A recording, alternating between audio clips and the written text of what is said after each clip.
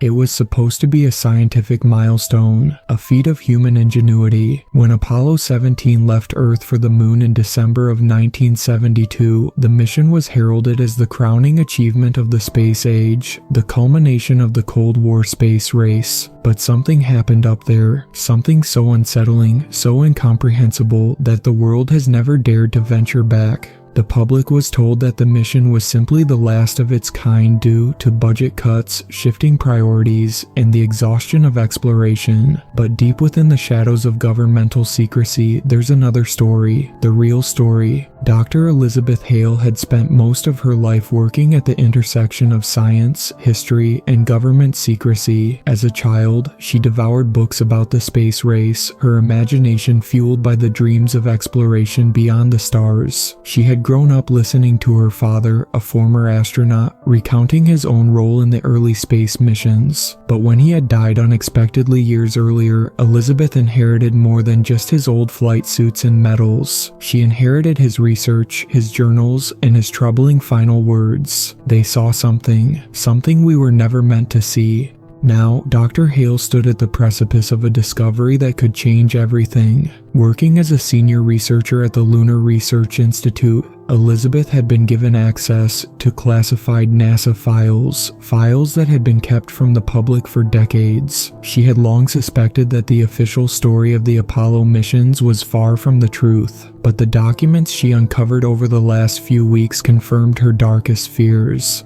There was something on the moon, something buried in its ancient surface, something that humanity had no business finding. The files spoke in hushed tones of strange anomalies, unexplained signals, and the eerie silence of Apollo 17's final transmission. It was all hidden under layers of bureaucratic deception, but Elizabeth had managed to piece together enough to understand that the missions hadn't been abandoned due to cost or apathy. No, the real reason the moon mission stopped was much darker. On a stormy evening in early December 2024, Elizabeth sat alone in her office, staring at the screen in front of her. She had just finished reading the transcript of the final Apollo 17 transmission, a garbled, distorted message that had never been made public. Contact, cannot, report, hostile.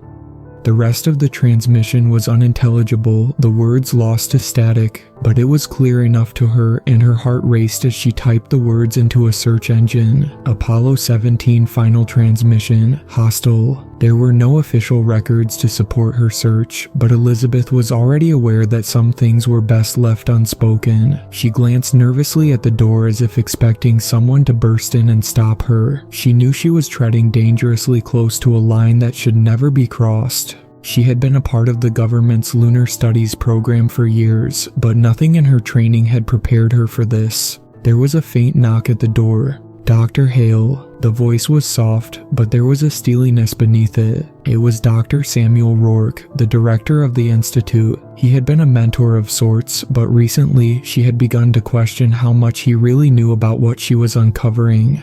Elizabeth quickly minimized the screen, wiping the sweat from her palms. Yes. The door creaked open, and Rourke stepped inside, his face tight with concern. "We need to talk." Over the next few days, Elizabeth was pulled into a web of lies that stretched back decades. Rourke, though a trusted colleague, had his own secrets to keep. In their clandestine meetings, he confirmed her worst fears. Apollo 17 had discovered something on the far side of the moon, something ancient and malevolent. When the astronauts returned to Earth, they were under strict orders to never speak of what they had seen. The mission's official ending wasn't one of triumph, it was one of fear. Elizabeth demanded access to the original film footage from Apollo 17. Rourke hesitated but finally relented, passing her a set of discs containing footage that had been heavily redacted in the official release. The unedited footage showed the astronauts landing, the usual joviality, and the excitement of scientific discovery. But as the camera panned to the horizon, something in the background caught Elizabeth's eye, a shadow, impossibly large, moving just beyond the lunar landscape. The astronauts paused, murmuring to each other, the excitement draining from their voices. One of them pointed to the shadow, but the transmission cut out just before they spoke again.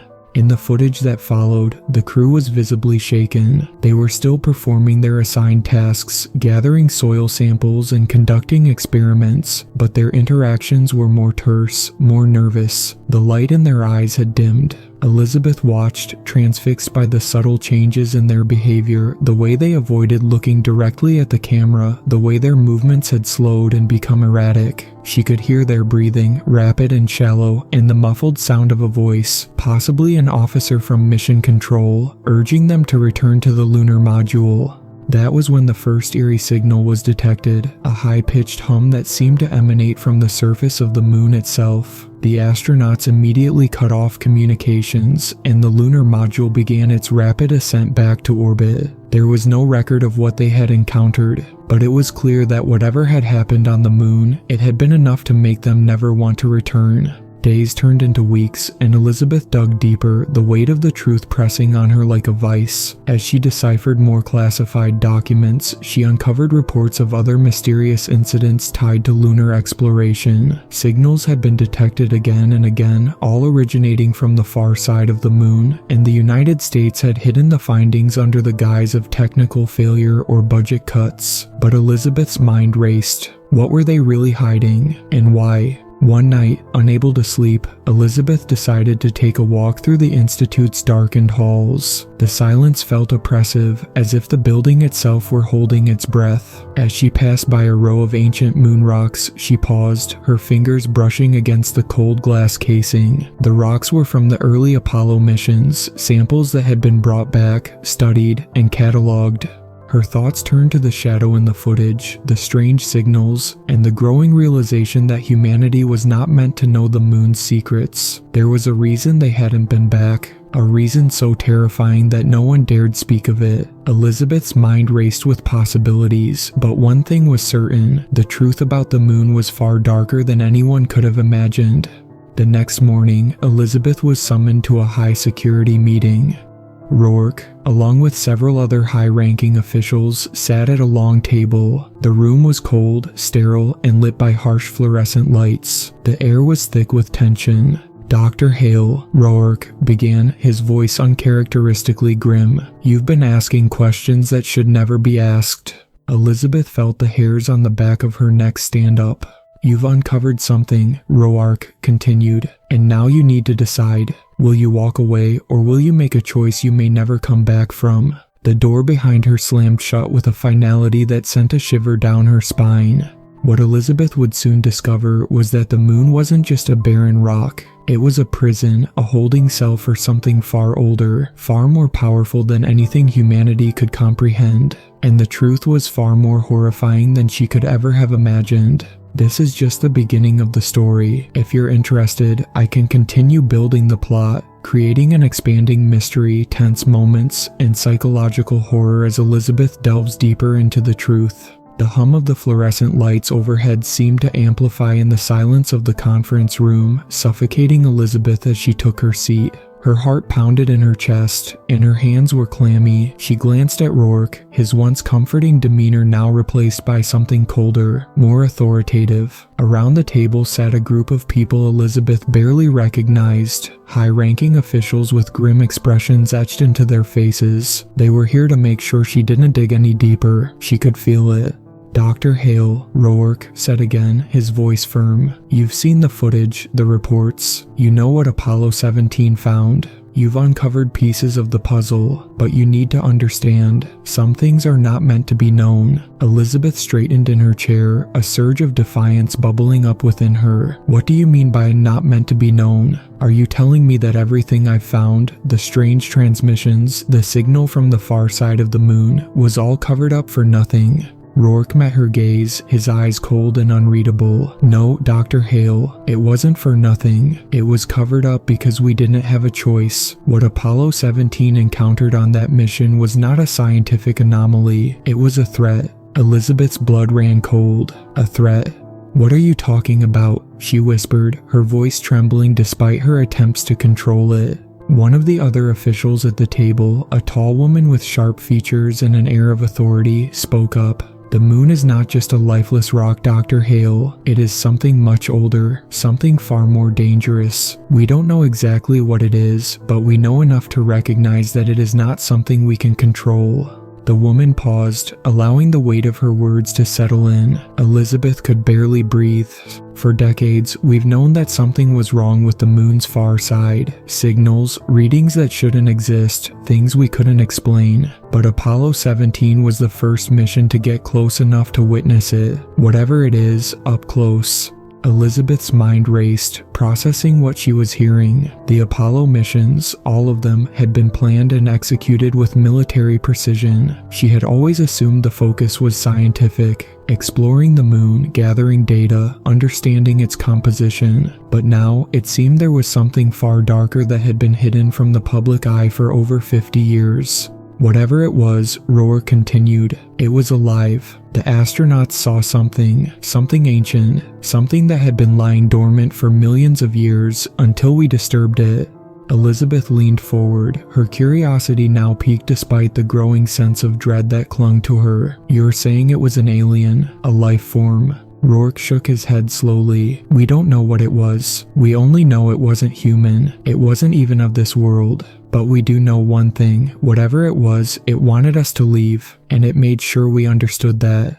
The words hung in the air like an iron weight. Elizabeth's heart began to race. She wanted to ask more, needed to ask more, but fear was constricting her throat. "Then why?" she began, her voice strained. "Why haven't we gone back? Why didn't we send another mission to investigate?" The tall woman at the table, whose name was Dr. Larson, answered this time. "Because Apollo 17 wasn't the only mission that encountered these things. Apollo 11, Apollo 12, Apollo 14, all of them experienced anomalies, but 17 was the breaking point. After that, we knew the risks outweighed the benefits."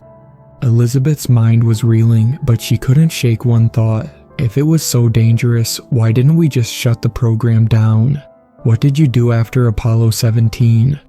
Rourke's gaze turned hard. "We closed the program. We buried the information. The public needed to believe that the missions ended because of funding cuts or a change in priorities. But the real reason was far more dire. We've kept our silence for decades because if the truth gets out, it could change everything. People would panic." Elizabeth's stomach twisted. It wasn't just the knowledge of what lay on the moon that frightened her. It was the implication. Whatever they had found out there, whatever was watching from the dark side of the moon, it wasn't just a scientific curiosity. It was a threat. A threat that humanity couldn't contain, and more importantly, couldn't comprehend.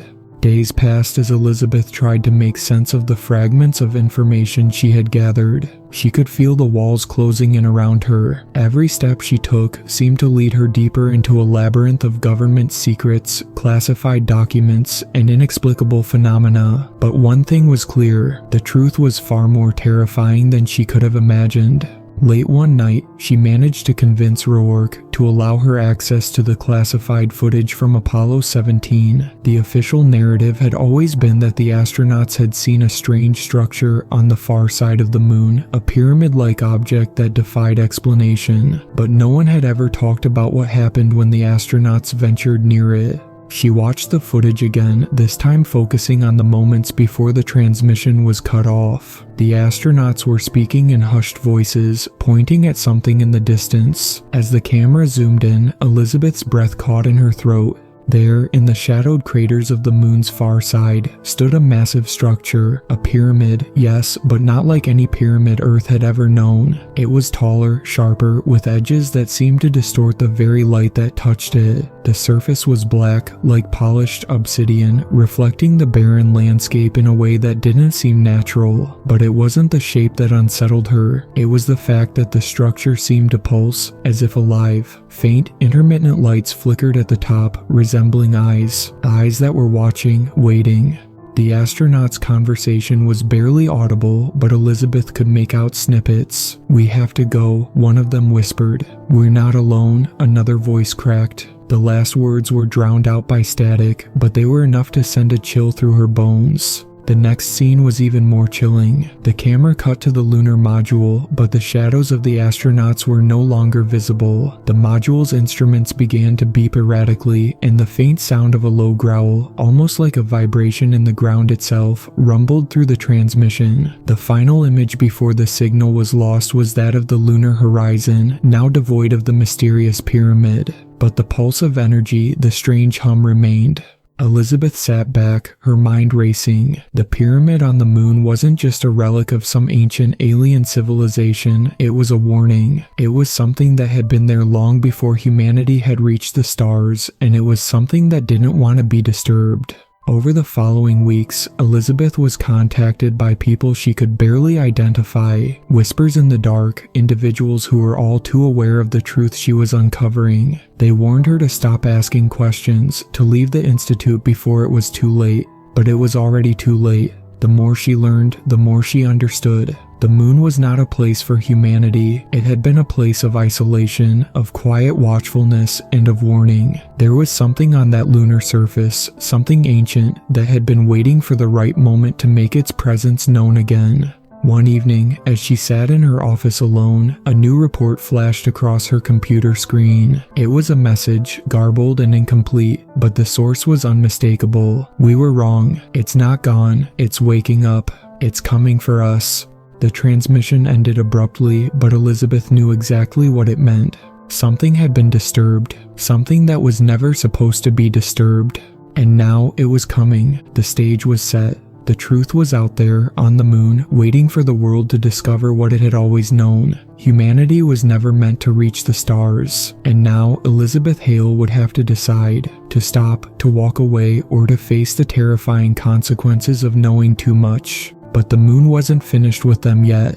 Elizabeth barely slept. Her thoughts, fragmented and wild, ran in a loop that kept her wide awake, trapped in a web of uncertainty and fear. The cryptic message from the transmission was haunting her mind. "It's waking up. It's coming for us." She couldn't shake the words, their ominous weight dragging her deeper into a reality she wasn't sure she wanted to confront. The more she learned, the more the pieces of the puzzle came together, forming a picture far darker than anything she had imagined. There was a reason humanity hadn't returned to the moon in over 50 years, and the longer Elizabeth lingered on the truth, the clearer it became that the moon wasn't just an untouched place of scientific curiosity. It was a prison, and it had been waiting for humanity to come back, to disturb it again, to awaken it.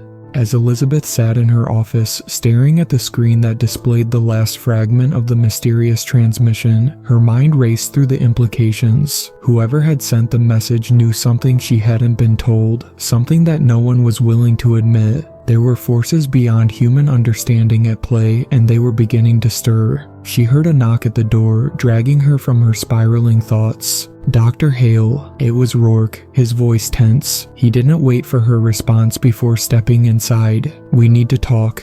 Elizabeth stood, instinctively backing away from the screen. "About what?" she asked, trying to keep her voice steady. She knew something was off. The air in the room felt thick, charged, as if the walls themselves were pressing in on her. Rourke's eyes darted to the screen, then back to her. "You've been digging, Elizabeth. Too much. You need to stop. They're watching you."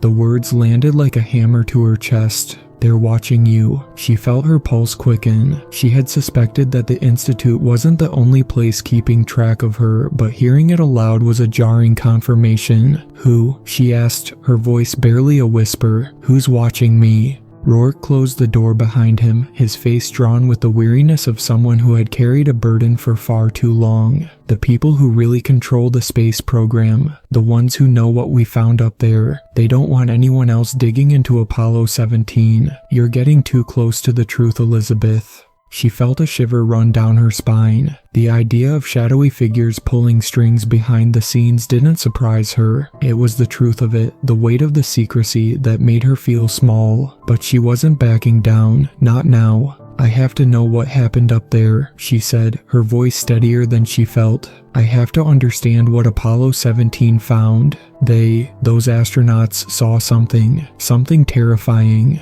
Rourke hesitated. He looked toward the door as if expecting someone to burst through at any moment. Then, with a heavy sigh, he said, "You don't understand. It wasn't just the astronauts who saw it. It was the government. The highest levels of the military, the intelligence agencies, they all knew, and they made a choice." Elizabeth's throat went dry. What choice? Rourke's face paled as if the memories of what happened all those years ago were too much to bear. He took a long breath before speaking again. They decided to bury it, to hide it, not just from the public, but from the astronauts themselves. They were told they were exploring a lifeless satellite. They were given a specific set of instructions to never veer off course, never question the mission. But the crew of Apollo 17 didn't follow orders. They saw something they shouldn't have, and then things went wrong.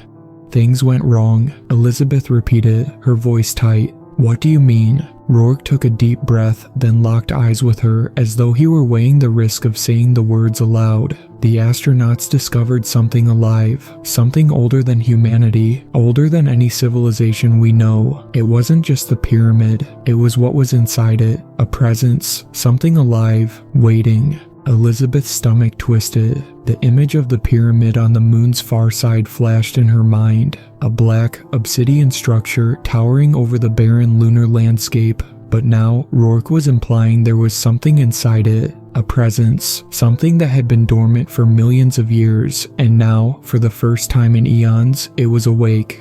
What happened to the crew? Elizabeth's voice was barely a whisper, the dread in her chest growing by the second. They came back, Rourke said slowly, but they weren't the same. The final transmission we received from Apollo 17 was a desperate cry for help, but by then it was too late. They were already changed. The data was corrupted and the signal was lost. When they came back, their memories were erased. They were told to forget, but the fear was still there, the terror of what they had seen.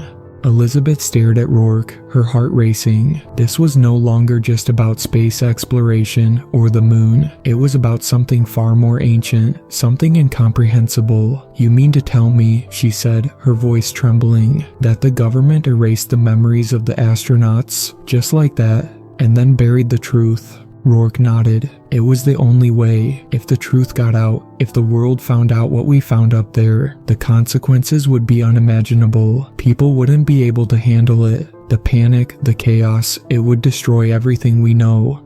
"And now?" Elizabeth asked, her voice rising with urgency. "What about now? Why are we talking about this? Why aren't we just leaving it alone?"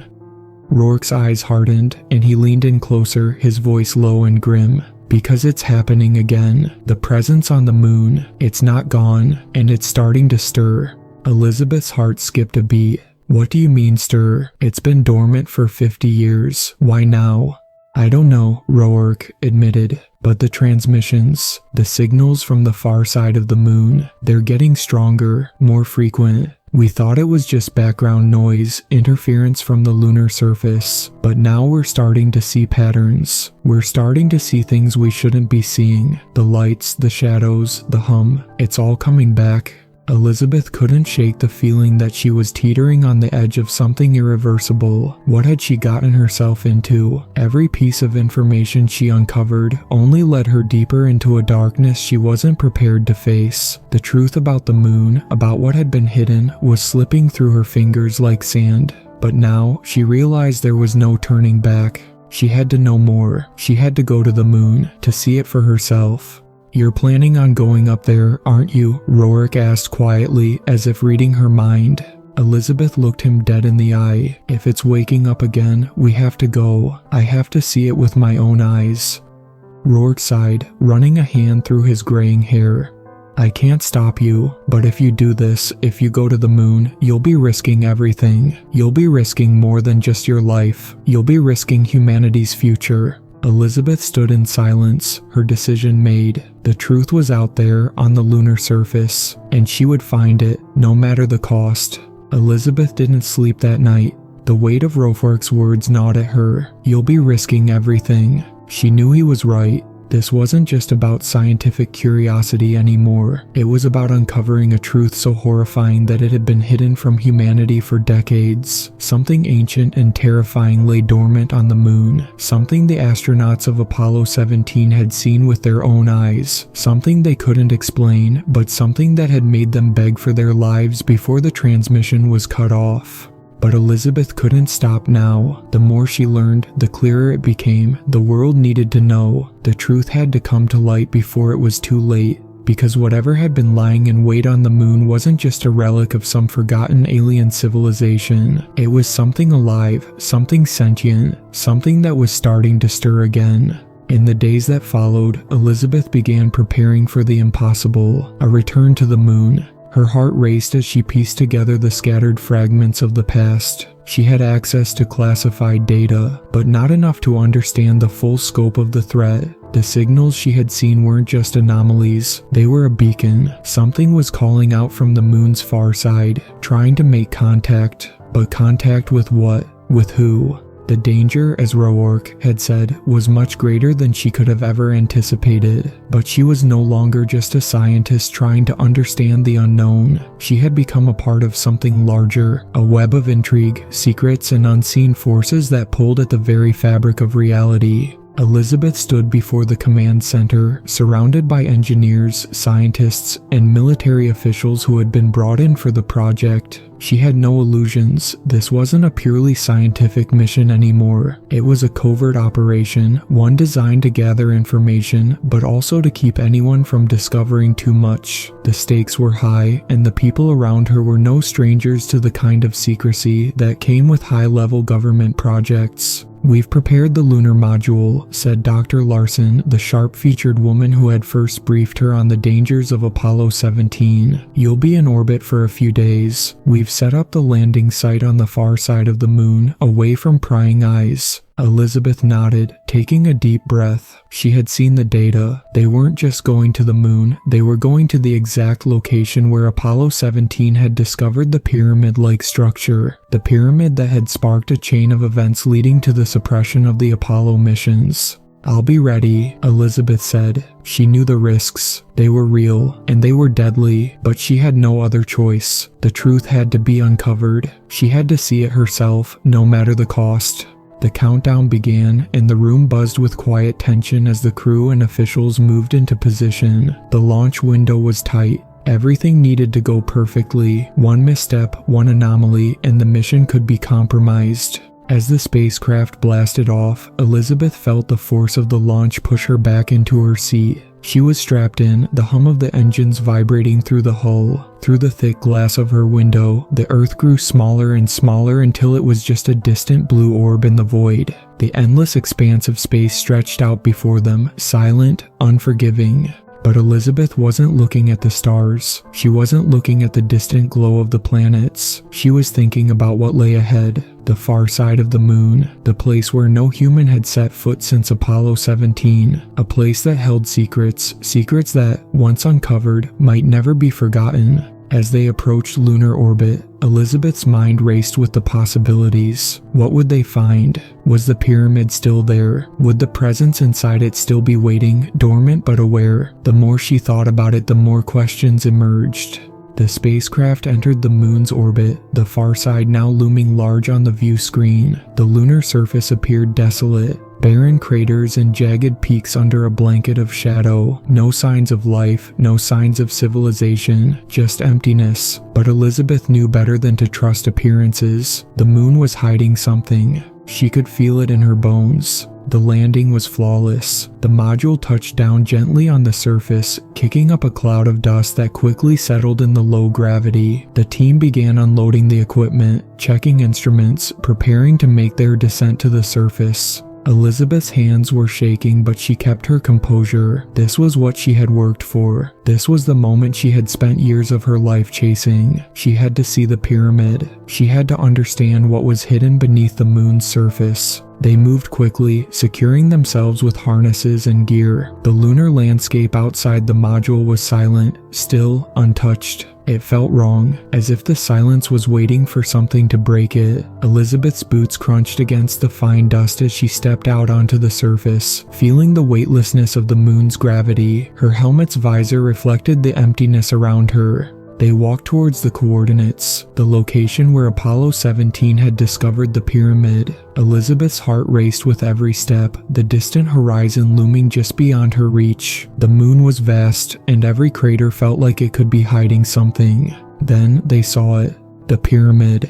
It stood at the edge of a massive crater, casting a long, dark shadow across the landscape. But this was no ordinary pyramid. The surface shimmered in the weak lunar sunlight, as if it were made of a material that shouldn't exist. It was black, almost ink-like, absorbing the light around it. But there was something more. There was a pulse emanating from it, faint but undeniable. It was as if the pyramid was alive, breathing. Elizabeth's breath caught in her throat as she approached the structure. Her pulse thudded in her ears, and a deep sense of dread washed over her. She had read about this structure, seen the grainy footage of the Apollo 17 astronauts' last moments on the moon, but nothing could have prepared her for the reality of standing before it. The pyramid was enormous, its shape sharp and angular, like a jagged mountain rising from the lunar surface. It wasn't just a simple geometric shape, it was an object designed with intent, precision, and purpose. The walls were smooth but uneven, as though the material itself was shifting, constantly changing. "What the hell is this?" one of the engineers whispered into his comms, his voice full of awe and fear. Elizabeth didn't answer. She didn't need to. She knew what it was. "This is where they found it," she said, her voice shaking despite herself. "This is where it all started." As they circled the pyramid, the atmosphere seemed to thicken, the air growing heavier. Elizabeth's every step felt like it was taking her deeper into an ancient trap. The pulse she felt earlier was now more pronounced, and as she drew closer to the base of the pyramid, she could hear a low, rumbling hum. It was like a vibration that came not from the ground beneath her feet, but from the very air around her. Suddenly, one of the team members froze, his face turning pale beneath his visor. "What's that sound?" he asked, his voice cracking with fear. Elizabeth turned to look, and for the briefest moment, she thought she saw something. No, someone standing at the top of the pyramid. A figure cloaked in shadow, staring down at them. The figure was impossibly tall, its form blurred and indistinct, as if it were both there and not there at the same time.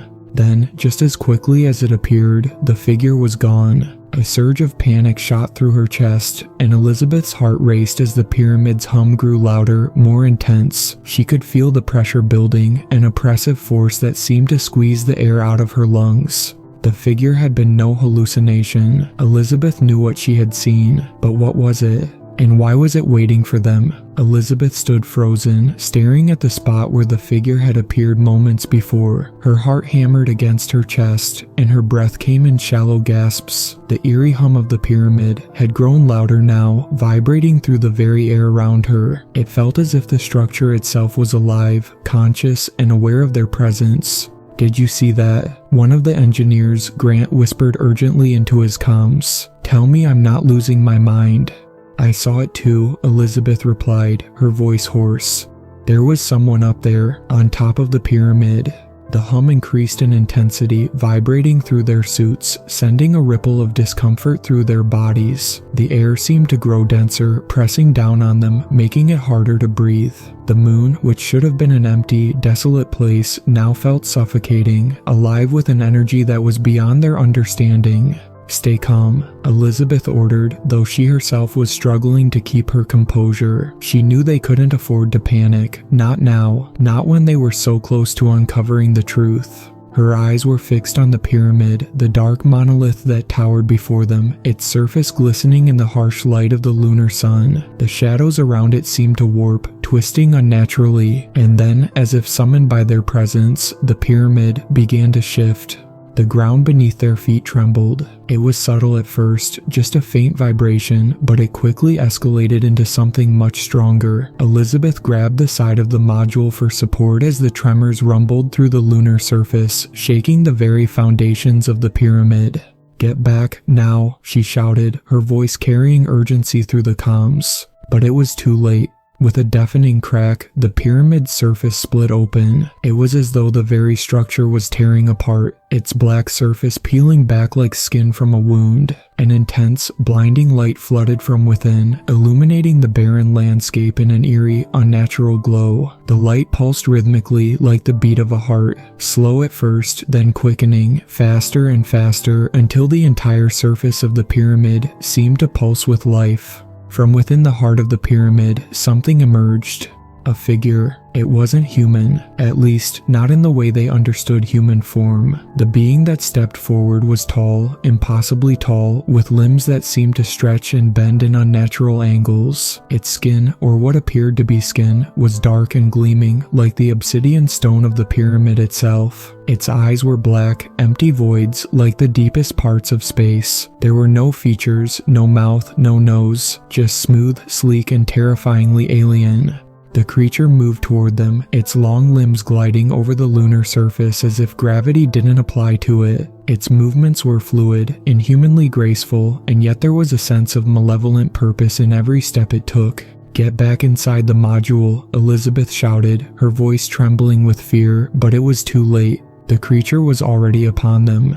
Elizabeth stumbled back, her mind racing. She could feel the weight of its presence, even though it wasn't physically touching her. It was in her mind, in her thoughts, wrapping itself around her like an invasive thought. A persistent pressure. She felt an overwhelming sense of dread wash over her, like an invisible hand tightening around her chest, suffocating her. "Elizabeth," Rourke's voice crackled through the comms, his tone tight with panic. "We need to get out of here. Now, that thing, whatever it is, it's not what we think it is. It's not alien." Elizabeth barely heard him. Her mind was locked in a strange, feverish haze, the creature's presence seeping into her thoughts, clawing at her consciousness. It was trying to communicate with her, speak to her, but in a way that was completely foreign, incomprehensible. The words weren't spoken aloud, but rather felt, pressed into the very fabric of her mind. It was warning her, "You should not have come." The voice was deep, reverberating in her skull like a low, resonant growl, but it was not a voice she could truly understand. It wasn't language. It was something older, something primal. The creature had no need for words. It simply made her feel its intentions, its anger. "You have awakened what was dormant, what was not meant to be disturbed."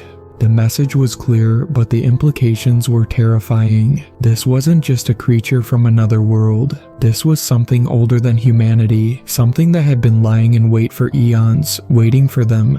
Elizabeth staggered backward, her suit's life support system beeping erratically as she fought to regain control of her breath. She needed to get back to the module, to the safety of the spacecraft. But the creature's gaze, if it could even be called that, held her in place. She felt it drawing closer, its long limbs bending unnaturally, its presence overwhelming her thoughts. But then, just as the creature reached out toward her, a blast of light and sound exploded in the distance. The ground shook again, harder this time, and the creature recoiled, as though struck by an invisible force. It hissed, a sound that was more a vibration in her chest than anything audible, and then, without a second glance at Elizabeth, it began to retreat into the darkness of the pyramid. The ground beneath it seemed to shift and warp, as if the very structure was closing around it. "Get in, now," Rourke's voice screamed through the comms. Elizabeth didn't need to be told twice. She bolted toward the module, her limbs moving on autopilot, adrenaline flooding her body. The engineers were already inside, the door sealing shut as she scrambled toward it. She felt the weight of her suit, the drag of gravity, but nothing mattered but getting back to safety. As she climbed into the airlock, she saw the creature's form retreating into the pyramid, the dark light fading into the distance. The door slammed shut behind her with a hiss, and the airlock sealed them off from the lunar surface. For a moment, all was still. Then, Elizabeth collapsed against the wall of the module, gasping for breath. Her heart was still racing, her thoughts a blur of terror and disbelief. What had just happened? What was that thing? Rourke didn't wait for an explanation. He was already at the controls, pulling up the necessary data. His face was pale, his hands shaking as he worked to get them back into lunar orbit. "Is everyone okay?" he asked, his voice tight. "Are we leaving?" Elizabeth whispered, still dazed. Hell yes, we're leaving, Rourke muttered. We've got what we came for, but we need to get out of here before that thing comes back. As the module powered up and began its ascent, Elizabeth turned one last time to look out the small viewport toward the distant surface of the moon. The pyramid was gone now, its presence fading as they pulled away from the surface, but the memory of the creature, its terrifying, inhuman gaze, lingered in her mind. It was still out there, and it had made its warning clear. You should not have come. The journey back to Earth was a blur of tense silence. The crew sat huddled in the lunar module, their faces pale beneath their visors. Elizabeth stared out the small viewport, her eyes fixed on the moon, now a distant, barren sphere in the black void of space. The pyramid, the creature, everything they had seen felt impossible, but it had happened. She could still feel the lingering weight of its presence in her mind, like an echo of some ancient, malevolent intelligence. Elizabeth, Roar's voice broke through the silence, sharp and urgent. We need to talk about what we just saw. She turned slowly to face him, her thoughts muddled, still processing the horror they had witnessed. I don't even know where to begin, she replied, her voice hoarse. I don't understand it. What was that thing? Why was it on the moon? Rourke rubbed his temples, the stress of the mission etched deeply into his face. I don't know, but we're not supposed to know. That much is clear. Whatever that creature was, it's been waiting. And now that it's aware of us, it's not going to let us go easily. Elizabeth swallowed hard, her stomach twisting. But why? Why wait so long? Why not show itself to the astronauts before? Because it didn't need to. It was asleep, dormant, and we woke it up, Roark. Higi said, a grim edge to his voice. The question now is, what are we going to do about it? Elizabeth felt the weight of his words sink in. They weren't just dealing with a forgotten alien civilization. They were dealing with something ancient, something alive, something that had been left undisturbed for eons, and had now been stirred. She knew that whatever answers they had uncovered on the moon, they had only scratched the surface. And took days for the module to return to Earth's atmosphere. The landing was smooth, but the crew's minds were far from calm. Elizabeth barely slept. Every time she closed her eyes, she saw the black-eyed figure, its inhuman form drifting toward her. The air in her quarters felt heavy, as though it was pressing down on her, suffocating her. When they finally touched down in a remote military facility in Nevada, it was a quiet, eerie return. There were no cheers, no welcome home, only the sharp, sterile atmosphere of secrecy, the kind of secrecy that made Elizabeth feel like a ghost, her every movement observed by invisible eyes. The moment the hatch opened and they stepped onto the tarmac, they were immediately surrounded by government officials in military fatigues. No one spoke as they were escorted into a dark, windowless room where the gravity of their mission began to settle in. Elizabeth stood at the head of the table, her hands trembling as she clasped them together. Rourke sat beside her, his face tight, eyes narrowed. The rest of the team was spread around the room, their expressions unreadable. A tall man in a sharp black suit stood at the head of the table. His face was cold, calculating. He introduced himself only as Director Ward, though his title meant little to Elizabeth. What mattered was what he knew, and how much he was willing to share. I assume, Ward began, his voice smooth and devoid of any warmth, that you've all come to the same conclusion, that the moon is not as lifeless as we were led to believe, that something on the far side of the moon was waiting for you. Elizabeth nodded, her stomach turning at the thought of the pyramid, the creature, the dark, ancient intelligence that had awoken. She didn't trust Ward, didn't trust anyone in this room. There was something fundamentally off about the entire situation, and it gnawed at her, clawing its way into her thoughts. They had uncovered something too big to ignore, too dangerous to keep buried. Then you know what we're dealing with, Ward continued.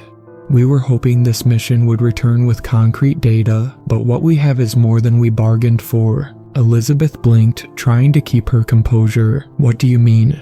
Ward leaned forward slightly, his eyes narrowing as if assessing her. The creature you encountered on the moon is not just an alien life form. It's something older, something that existed long before humanity. It was dormant, yes, but we were never meant to awaken it.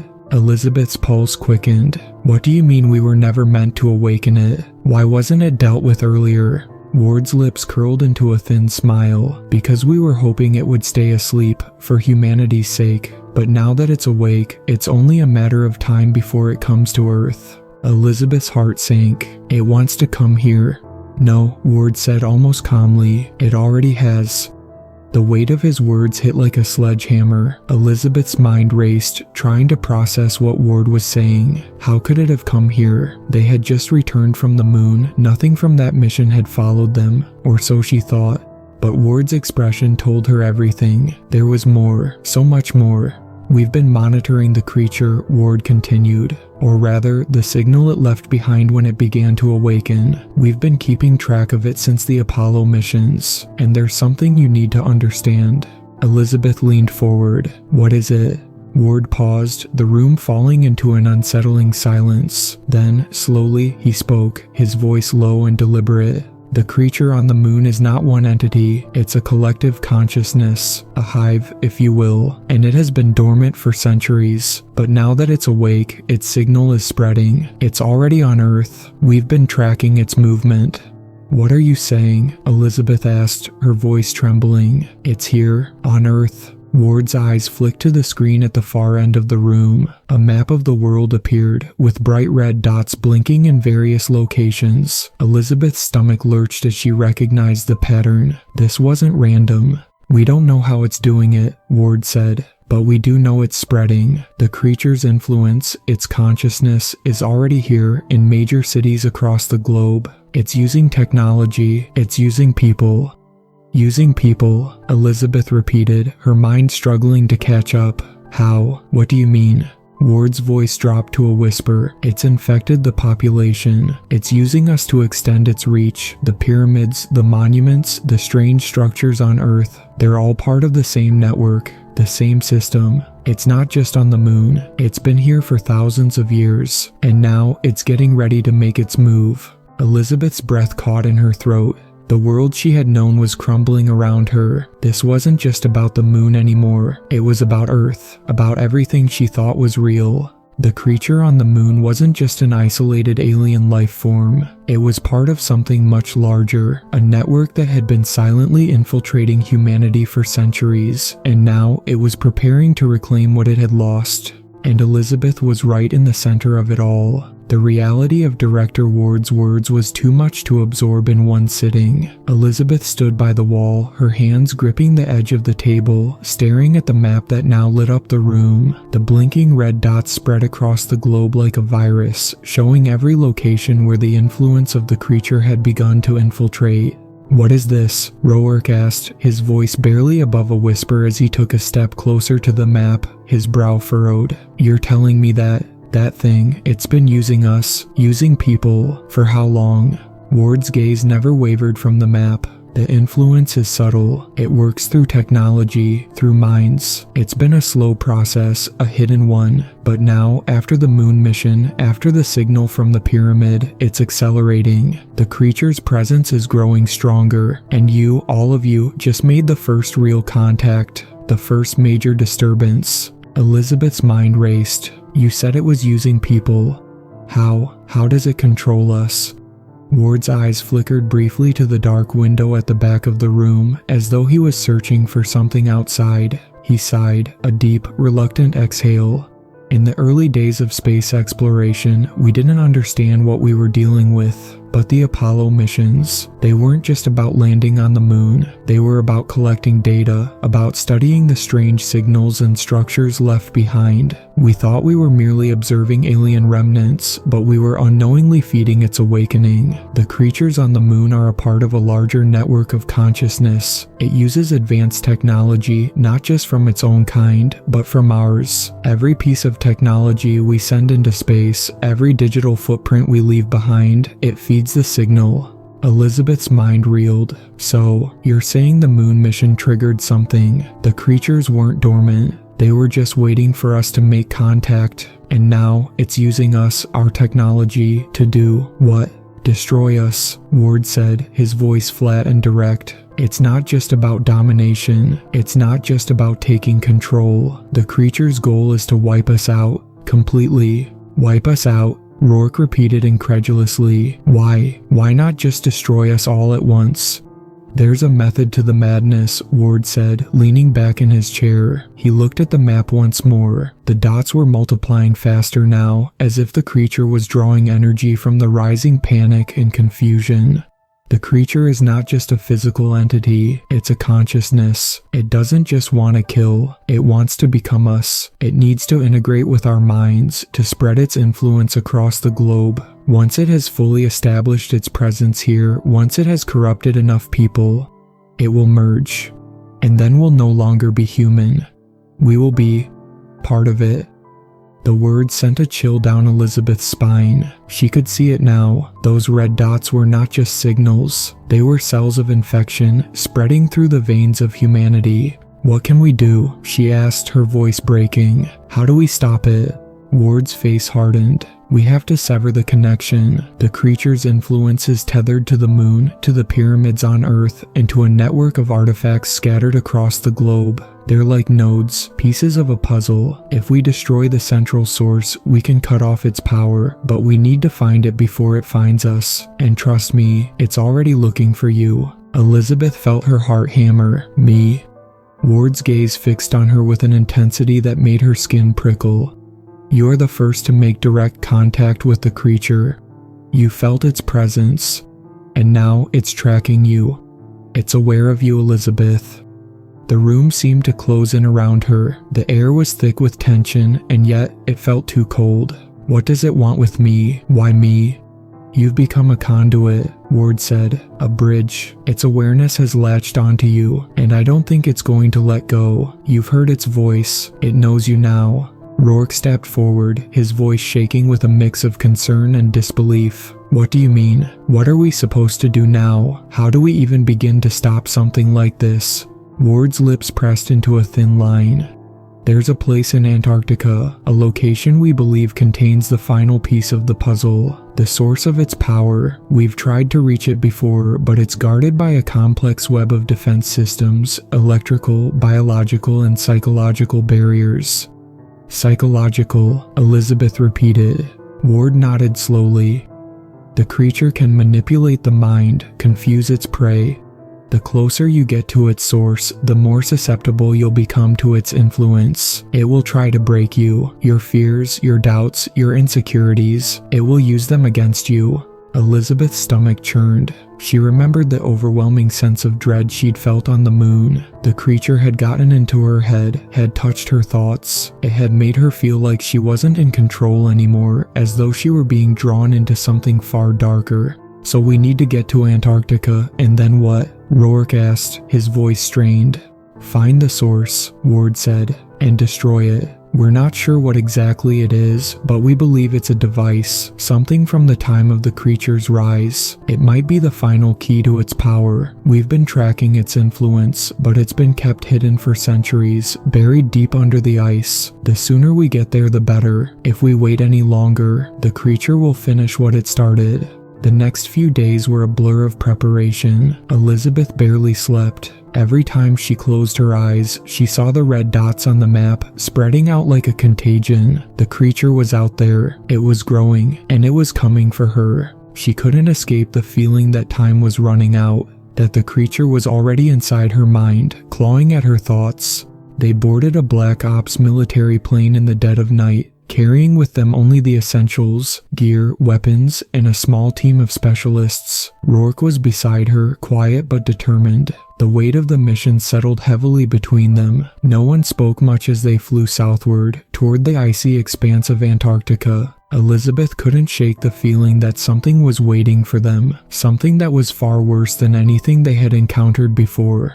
The plane descended into the frozen wilderness, the vast white landscape stretching endlessly in all directions. The sky above was an unforgiving shade of gray, heavy clouds swirling ominously. As they made their way to the base camp, Elizabeth felt it, like a whisper in her mind, a faint echo of something dark. The creature was closer now. It was in the air. She could feel it watching them.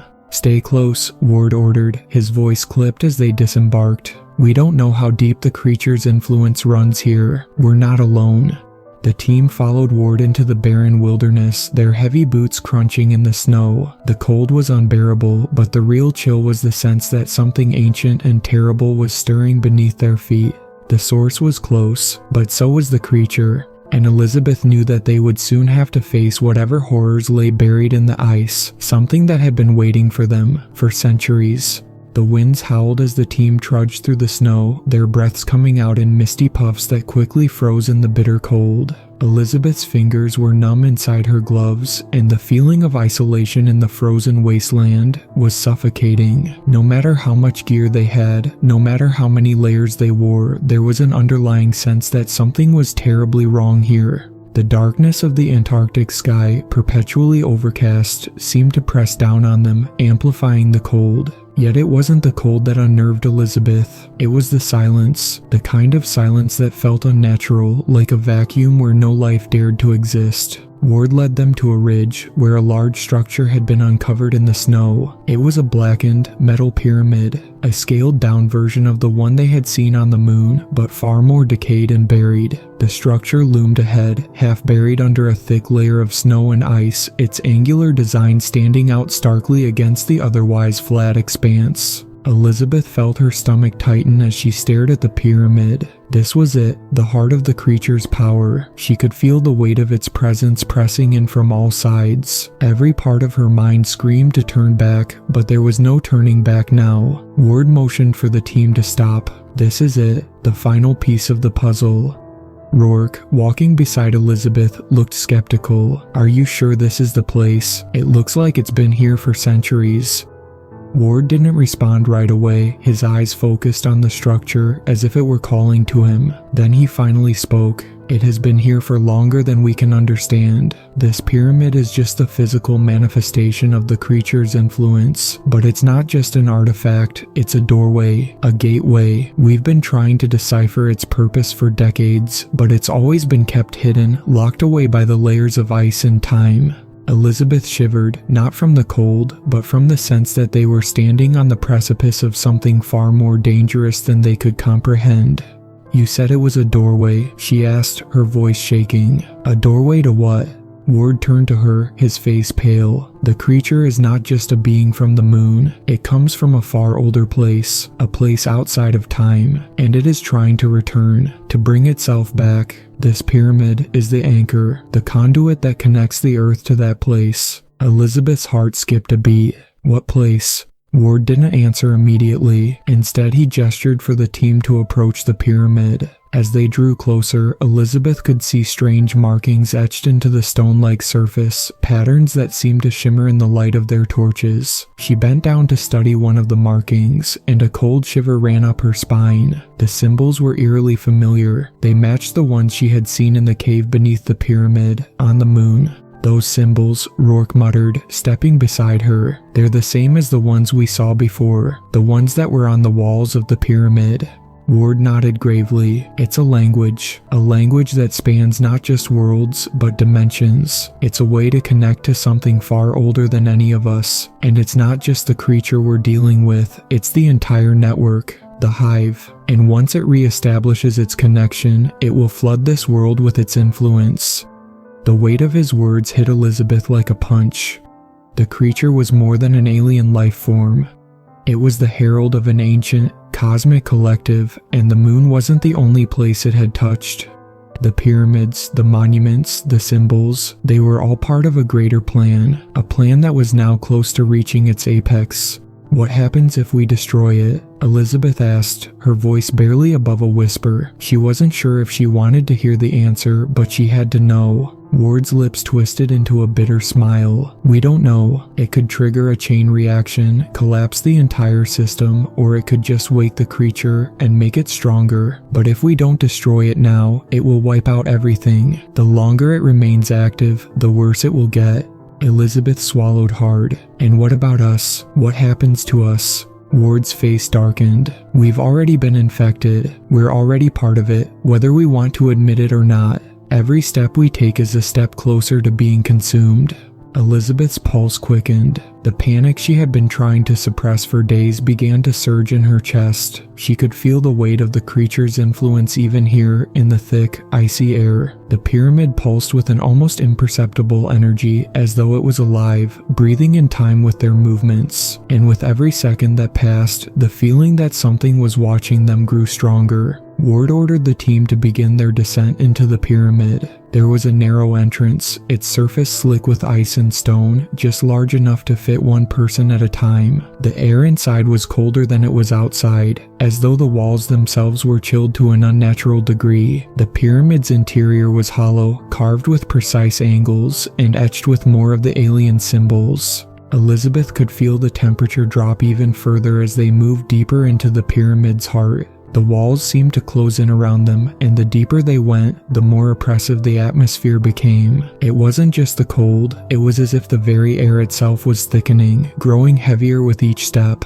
They descended what seemed like miles of spiral staircases, each turn and twist more disorienting than the last. The markings on the walls seemed to shift and change as they moved past them, as if they were alive. Elizabeth's head was swimming. She could hear the faintest whispering, just at the edge of her hearing, soft voices murmuring in a language she couldn't understand. It made her skin crawl. Rourke stumbled behind her, his face pale and sweating. "Are you hearing that?" he asked quietly. Elizabeth nodded, her throat tight. It's like it's in my head. I can feel it."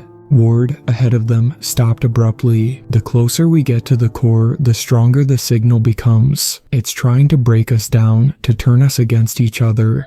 As they continued down, Elizabeth couldn't shake the feeling that the pyramid wasn't just a building, it was alive, breathing with a consciousness that was ancient and powerful. The walls felt as though they were pressing inward, the air growing tighter and colder with each passing moment. Every step felt like it was taking them deeper into the creature's lair, deeper into its grasp. Finally, after what felt like hours, they reached the center of the pyramid. The chamber was massive, far larger than anything they had expected. At the center, standing like a dark monolith, was a large, crystalline structure, clear and cold, pulsing with an eerie, otherworldly light. It was beautiful and terrifying. "That's it," Ward said, his voice a hoarse whisper. "That's the heart of the creature, the key to its power." Elizabeth felt her heart race. This was the moment that would either save humanity or doom it forever.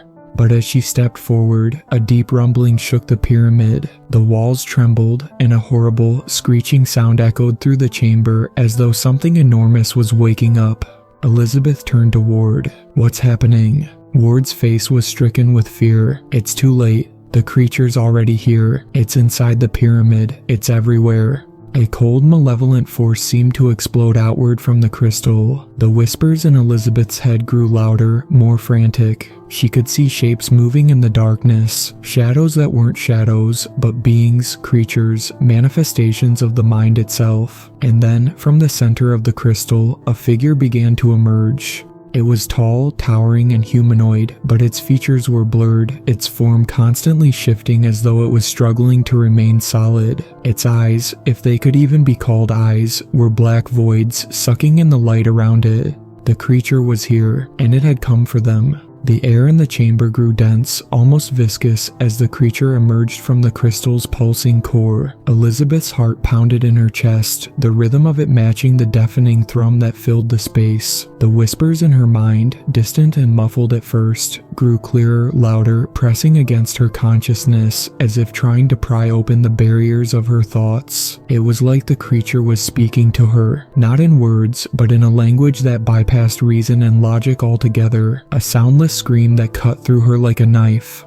The creature was now fully formed, a grotesque distortion of a humanoid figure, its limbs twisted unnaturally like tendrils of smoke, and its skin, if it could even be called skin, was a shifting mass of shadows, ever changing, ever hungry. Its eyes, black as the void, seemed to pierce through everything, seeing past the flesh, deep into the soul. And then it spoke. It wasn't with sound. It was a presence that pressed down on Elizabeth's mind, a cold, suffocating weight that made her want to scream, to run, but she couldn't. She was paralyzed, trapped in the creature's gaze, drawn into it like a moth to a flame. You are mine." The creature's voice echoed inside her head, each word slithering through her consciousness like liquid darkness. "You belong to us. You are the final key, the last step, the bridge between us, between all of us." Elizabeth gasped, her chest tightening as though her heart had stopped. She could feel the weight of its influence seeping into her thoughts, tugging at the edges of her sanity. "No," she whispered, her voice barely audible. "No, I won't let you control me." The creature's form rippled in response, as though it was amused. "You cannot resist. You already carry a part of us. You already hear our whispers. You already feel the hunger inside you." Elizabeth's head swam. She could feel it now, the deep, gnawing hunger, that same dark presence that had haunted her from the moment they had made contact with the moon, the same presence that had slowly crept into her mind, whispering promises of power, of belonging, of purpose. It was all connected. The pyramid, the moon, the signal. The creature was not just an alien. It was a parasitic consciousness, a living virus that sought to infect all life, to bring it into the fold, to turn it into one vast, collective mind. And now, Elizabeth was standing at the center of it all, the heart of its power. Her breath hitched. I won't join you. I won't." But the creature only laughed, if it could be called laughing. The sound was like nails on glass, scraping against her sanity. "You don't have a choice," it hissed, its voice splitting and warping as if it were coming from every direction at once. "You will. You must." Elizabeth staggered back, her legs buckling beneath her. The others around her, Rourke, Ward, the rest of the team, were frozen, staring at the creature as though they were caught in some trance. She could see the terror in their eyes, but there was something else there too, something darker. They were being drawn in, pulled toward the creature, their faces slack, their movements slow as though they were puppets being controlled by invisible strings.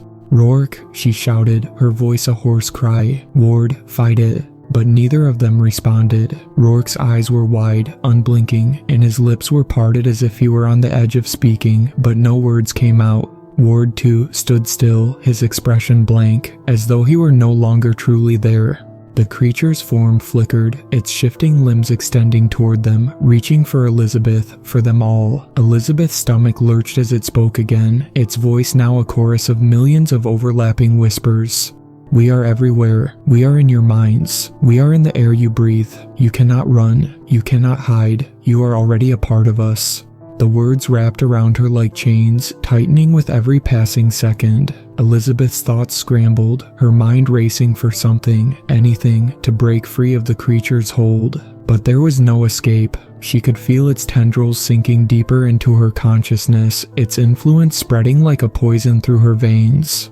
"Elizabeth," Ward's voice broke through the haze, weak and distant. You have to stop it." His words were barely coherent, and Elizabeth could see the faint flicker of his own consciousness struggling against the creature's power. But it was fading. The darkness was consuming him. It was consuming them all. Suddenly, something inside her snapped. She couldn't explain it, couldn't understand it, but in that moment of pure panic and terror, she felt something else. A surge of rage, wild, primal, and desperate. She wasn't going to let this creature win. She wasn't going to let it claim them, not without a fight, not without trying. She turned, eyes wild, and lunged toward the crystalline heart of the pyramid. The creature's form lashed out, tendrils of darkness reaching for her, but she pushed through the overwhelming pressure, her fingers scraping across the cold surface of the crystal. "This is it," she thought, her mind racing. "If I can just destroy it."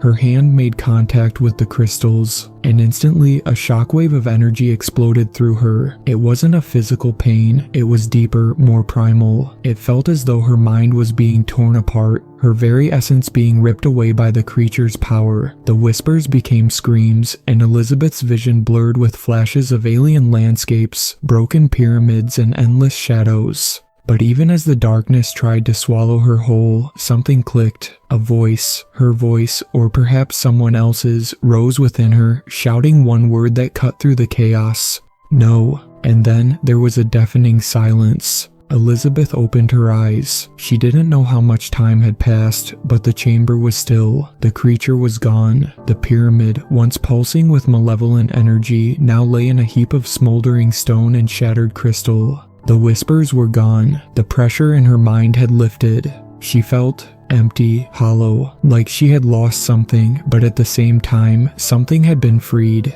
The others, Rourke, Ward, and the rest of the team, were beginning to stir. They blinked as if waking from a nightmare, their faces filled with confusion and fear. "Elizabeth," Rourke asked hoarsely, his voice cracking as he reached out to her. What happened?" Elizabeth didn't answer right away. She stared at the wreckage of the pyramid, still trying to grasp what had just occurred. She could feel the weight of the creature's influence lingering, but it was weaker now, dissipating like smoke in the wind. "I think we destroyed it," she said, her voice trembling. "I think we stopped it." Ward, still pale but slowly regaining some semblance of composure, stepped forward. "For now, at least. We've severed its connection to the Earth, but the creature is not gone. It will try again. It always tries again." Elizabeth's heart sank. "What do we do now?" Ward looked out at the ruin of the pyramid, his eyes narrowing. "Now, we make sure it never rises again. We destroy every piece of its network, every link it has to this world. It's not over, but we've won a battle. Just don't think we've won the war." The creature had been stopped, for now, but Elizabeth knew this was only the beginning. There was still so much they didn't understand about what they had uncovered, and the question lingered in the back of her mind like a shadow. What else had they awakened in the process? What other doors had they opened? The moon wasn't the only place where this creature had left its mark, and the war wasn't over, not by a long shot.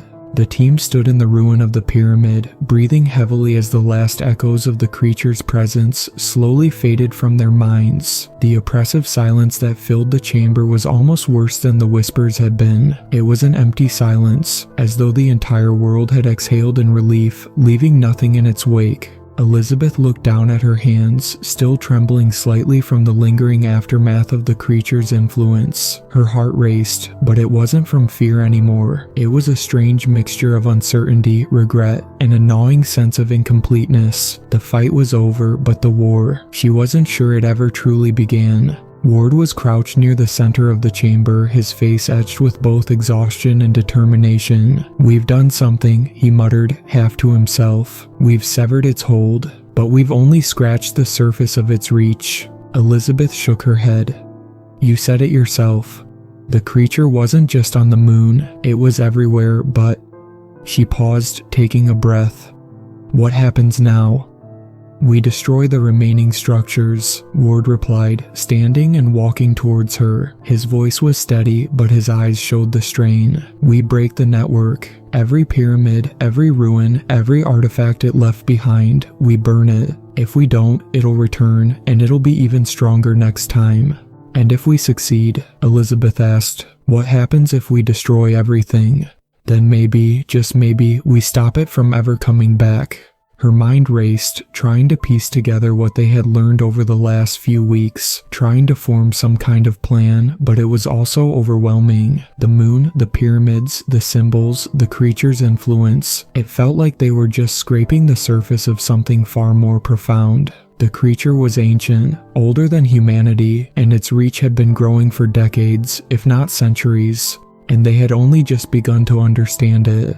"I think we've all been changed," Rourke said suddenly, his voice low but carrying the weight of something deeper. Elizabeth turned to him, noticing the way his face had drained of color. It was like he was still fighting the creature's presence within him. "I can still feel it, Elizabeth. It's like a mark, a part of me that won't go away, even if we destroy it. I'm not sure I can ever be the same." Elizabeth's throat tightened. She'd been thinking the same thing, but she hadn't said it aloud. The creature had planted something in them. Its influence wasn't just external, it was inside them, buried deep. A seed, a thought, a whisper that would never truly fade. And it wasn't just Rourke, it was all of them. Ward's face hardened. "We deal with that later. We don't have time to dwell on it now." Elizabeth met his gaze, but the uncertainty in his eyes mirrored her own. They had done the impossible. They had destroyed the creature's core, but in doing so, they had also drawn attention to themselves, and they had no way of knowing what the cost would be. Suddenly, the ground beneath them trembled. The air shifted with a faint hum, as though the earth itself was awakening. Elizabeth's heart leapt into her throat as the chamber seemed to groan, the walls shifting ever so slightly. The pyramid was crumbling. No, it was reacting. Ward's face twisted in realization. We've disturbed something.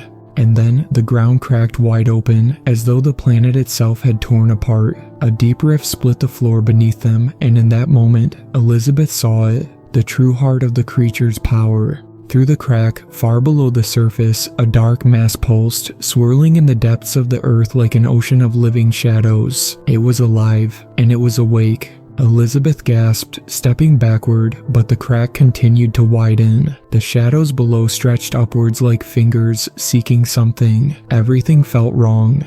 Ward swore under his breath. It's not over, it was never just the pyramid. Rovark stepped forward, his expression grim.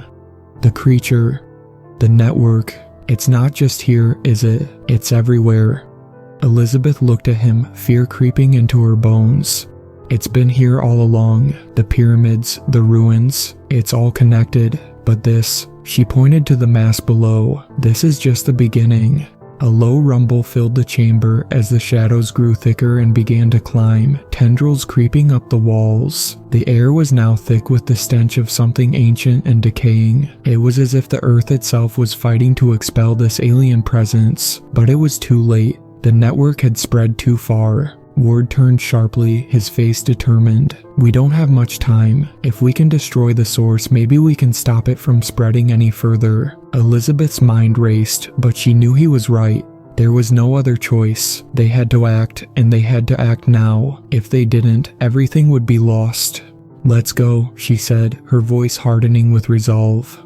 They began to run, racing back up the narrow staircase, the walls groaning and shaking as though the pyramid itself was trying to collapse in on them. The air was heavy with the presence of the creature, pressing down on them, urging them to turn back, to surrender, but they couldn't. Not now. As they reached the surface, the sun had begun to set, casting long, dark shadows across the barren landscape. The crack in the earth had widened even further, and the shadowy mass below seemed to be growing, thrashing in a final, desperate attempt to free itself. Elizabeth's mind spun as they raced toward the makeshift base camp. They had to find a way to destroy it, to end it all. Ward stopped short, his eyes scanning the horizon. There's a launch site on the far side of the ridge. If we can get there, we can deploy the containment charges. We can stop the network from spreading. They made their way to the site, moving quickly through the now unfamiliar terrain. The ground beneath them was unstable, vibrating with an almost alien energy. As they reached the launch site, Ward pulled a set of explosives from the storage containers. This is it, he said, his voice unshaken. Once we deploy this, we have to get far away. The explosion will destroy the creature's connection to the earth. It'll burn through the network. Elizabeth nodded, her mind clear for the first time in days. They were going to end it. With no time to waste, they planted the explosives near the center of the rift. Ward's hands worked quickly, methodically. The countdown started. Get back, he shouted. The team scrambled, running as fast as they could, hearts pounding in their chests. Elizabeth turned back once, just in time to see the tendrils of shadow begin to rise from the crack, reaching for the sky. The explosion erupted with a deafening roar, tearing through the ground with a blinding flash. The world shook violently as a wave of intense heat and light engulfed the landscape. And then, silence. Elizabeth stood on the ridge, watching the last remnants of the creature's dark influence fade into nothingness. The earth was still, the air no longer thick with malice. The network was gone, the creature was gone, but the scars remained. As the team slowly began to gather around her, Elizabeth couldn't shake the feeling that they had only postponed something much worse. They had won, for now, but they all knew deep down that the creature wasn't truly gone. It would never be gone. Somewhere out there, buried in the deep reaches of the universe, it was waiting, and they would be ready. The moon hung in the sky, pale and distant, silent as it had been for so long, and in the cold shadows of the earth, the whispers of an ancient, forgotten thing still lingered, waiting for the next time.